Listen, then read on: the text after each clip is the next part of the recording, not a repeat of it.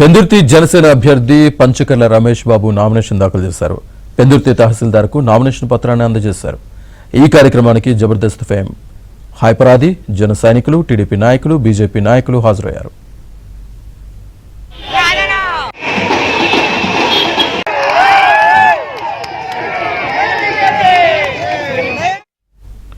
అంతకుముందు పెందుర్తి పురవీధుల్లో అభిమానులతో కలిసి పంచకర్ల నామినేషన్ ర్యాలీ నిర్వహించారు.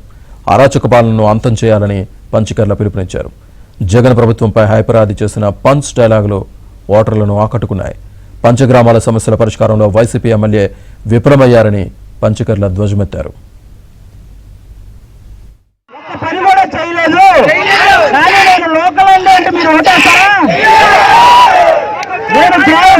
సంబంధించిన పని చేస్తానని చెప్పాను, కానీ చేయలేదు.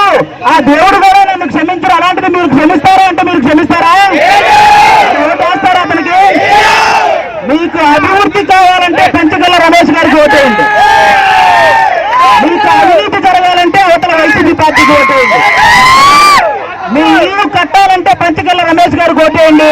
మీ ఇల్లు కోల్చాలంటే వైసీపీకి ఓటేయండి. పంచకర్ల రమేష్ గారు ఆల్రెడీ 2009లో ప్రజారాజ్యం తరపున గెలిచిన విషయం అందరూ తెలుసుగా. 2014లో టీడీపీ తరపున గెలిచిన విషయం మీకు తెలుసుగా. పంచకర్లతో పెట్టుకుంటే అవతల ఎవరి సీట్ అయినా పంచబడాల్సిందే, అవునా కదా? ప్రజలు ఆశీర్వాదంతో, ఆమోదంతో, వారి హర్షార్థి రేఖల మధ్య ఊరేగుతూ ఈరోజు ఒక పండుగలాగా నామినేషన్ ప్రక్రియ పూర్తి చేశాం.